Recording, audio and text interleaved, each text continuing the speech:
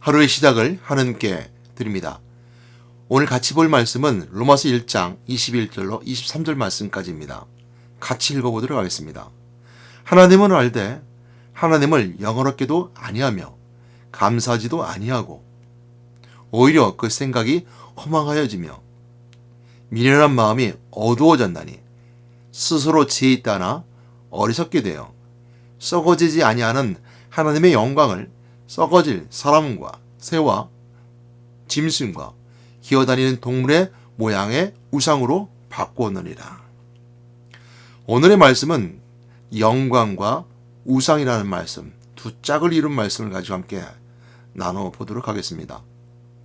영광. 우리가 영광 돌립니다 라고 말을 할 때는 어떤 위대한 업적을 남겼을 때 이것은 내가 한 것이 아니라 그 무엇이 나로 하여금 하게 하였습니다. 그 무엇에게 영광을 돌려드립니다. 사람에게는 제 아내에게, 제 남편에게, 나를 도와준 오늘 자녀들에게, 나를 도와서 연구를 마친 연구진에게 영광을 함께 나누겠습니다 라는 표현을 많이 쓰죠.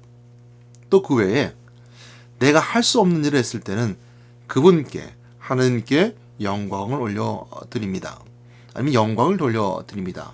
이렇게 말함을 통하여서 내가 한 업적이 내가 한 것이 아니라 그 너머에 계신 분이, 또 그 위대하신 분이 나로 하여금 하게끔 하여 주셨습니다 할 때 이처럼 영광의 날 단어를 쓰죠. 그런데 혹 우리가 이렇게 생각해 보도록 하겠습니다.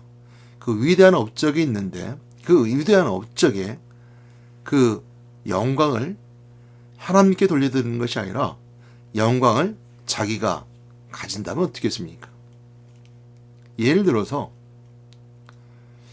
내가 열심히 잘해서 됐습니다. 내가 참 똑똑한 사람입니다 라고 하면 굉장히 교만스러워 보이죠. 또한 그 업적을 한 것이 좋은 회사를 만나서 좋은 업적을 남겼습니다. 또 좋은 연구기관을 만나서 좋은 업적을 남기게 되었습니다. 물론 좋은 연구기관을 만나서 만날 수 있겠지만 좋은 연구기관의 건물을 만나서 라고는 할 수는 없겠죠.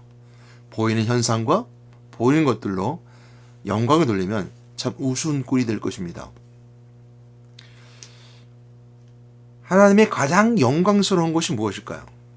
하나님이 영광 받으신다고 그러는데 하나님이 영광 받으실 때 가장 하나님이 영광 받으시기에 합당한 그 위대한 일은 무엇일까요?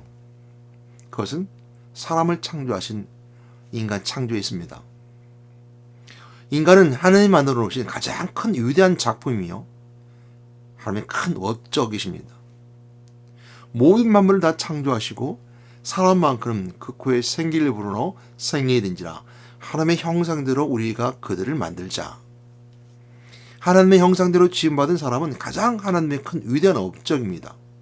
그러므로 만든 존재의 사람은 그 자체가 하나님께 큰 영광스러운 자체가 되며 있는 그 존재 자체가 하나님의 큰 영광스러운 작품이 됩니다.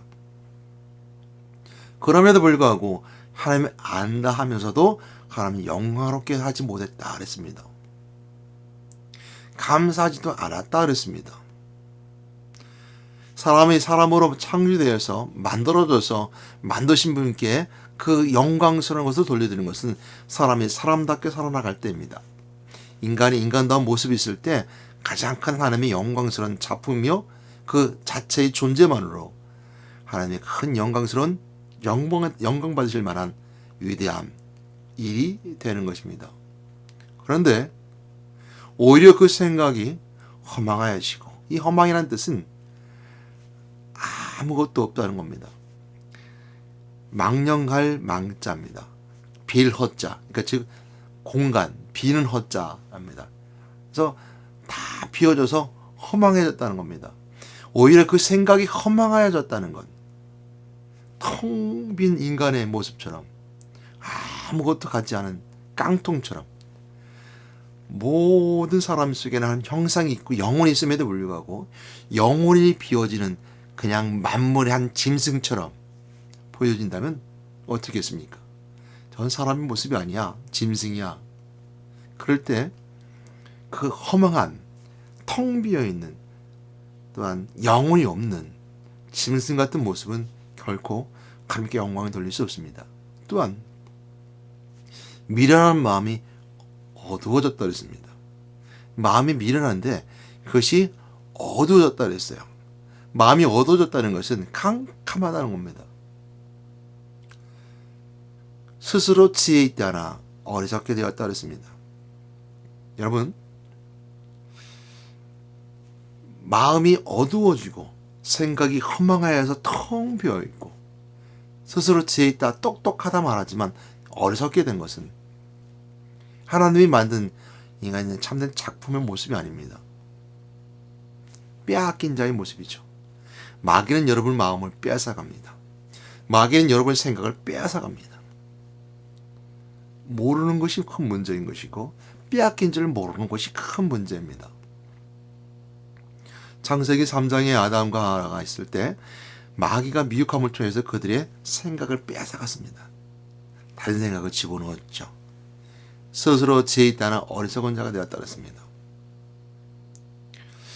그래서 그들은 하나님을 영원하게도 하지 못할 뿐만 아니라 썩어지지 아니하는 하나님의 영광을, 썩어지지 아니한 하나님의 영광을 썩어질 것으로 바꿨다는 거예요.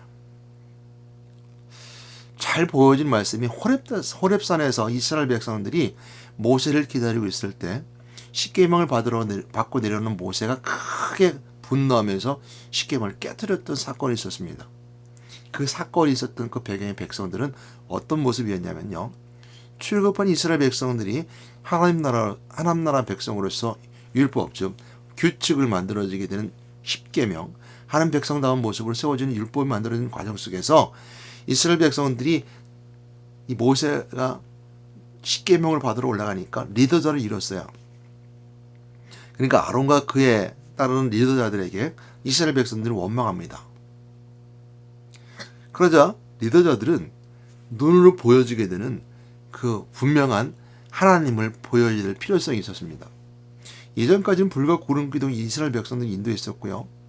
또 불과 구름기둥으로 인도했던 이스라엘 백성들에게 율법, 하나님의 법이 제정되어야 됨에도 불구하고 모세가 내려오지 않자 리더자들은 너희들이 가지고 있는 출애굽할 때 나왔던 모든 금불치를 모아서 금송아지를 만들자.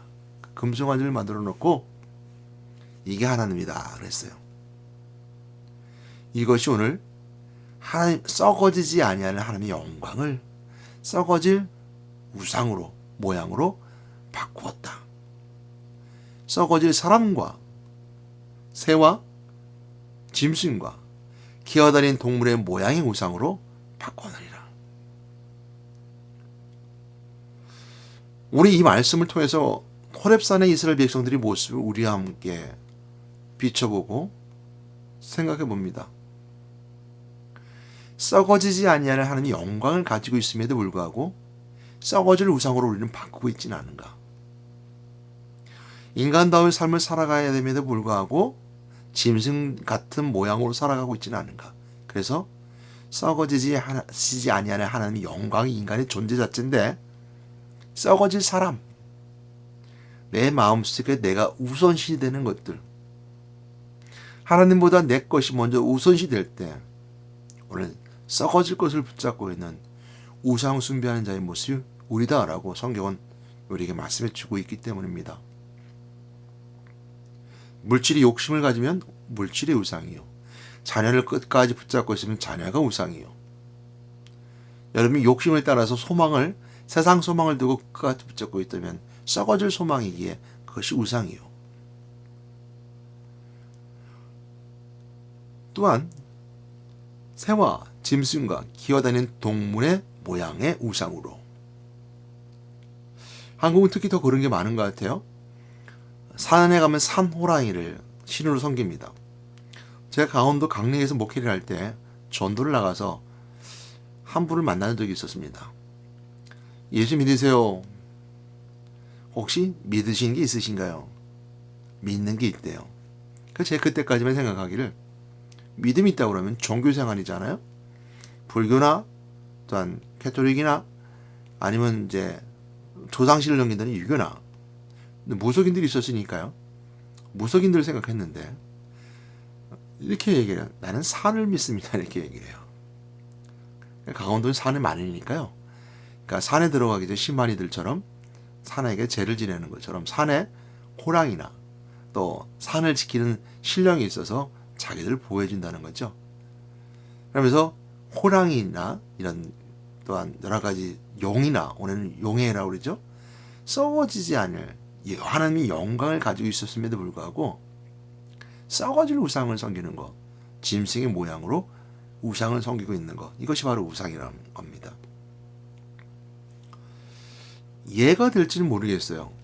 예가 될지 모르는데 자기는 위대한 일을 할 수 있는 큰 재능 가진 사람이에요.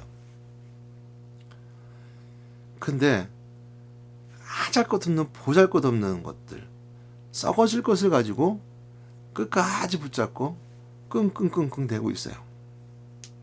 그럼 그만큼 정말 모자라 보이는 것이 없거든요. 하나님이 저는 우리를 그렇게 쳐다보고 있어요.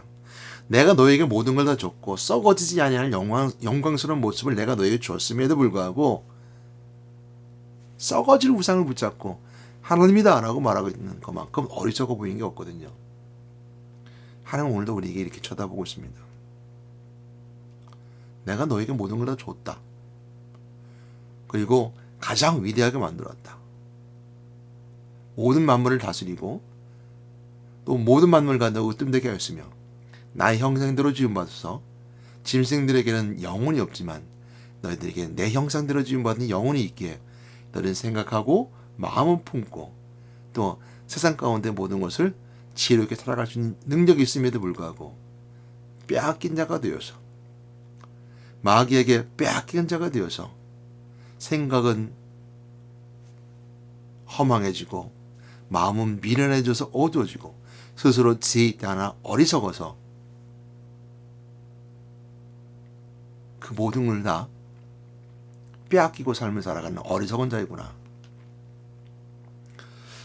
그럼 우리는 회복되어야 됩니다. 하나님 만나셔야 됩니다. 그리고 내 죄를 용서받아야 되며 망신 그리스도를 선포해야 됩니다. 가장 먼저 회복되어야 될 것이 뭐냐면요. 하나님을 알되 아는 것을 회복해야 됩니다.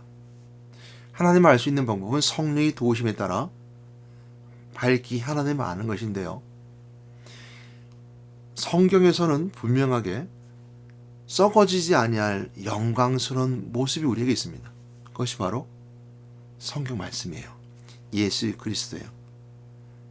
예수 그리스도는 말씀으로 육신이 되어 우리 가운데 오셨습니다. 그러므로 말씀을 붙잡는 자, 말씀의 실체가 되는 자, 말씀의 예수 그리스도를 내 삶 속에 붙잡고 있는 자는 눈에 보이는 하나님을 붙잡고 있는 것이요, 내 삶에 변화시키는 실제를 붙잡고 있는 것이요, 나에게 실체가 되어져서 거짓 같은 세상 가운데 그리스도를 통해서 하나님을 밝게 알 수 있는 겁니다.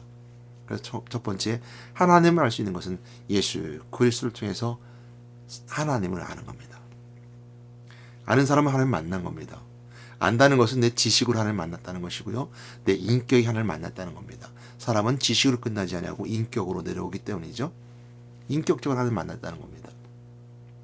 그러면 내 마음과 생각을 만난 것뿐만 아니라 내 삶의 변화까지도 하나님 만났다는 것이죠.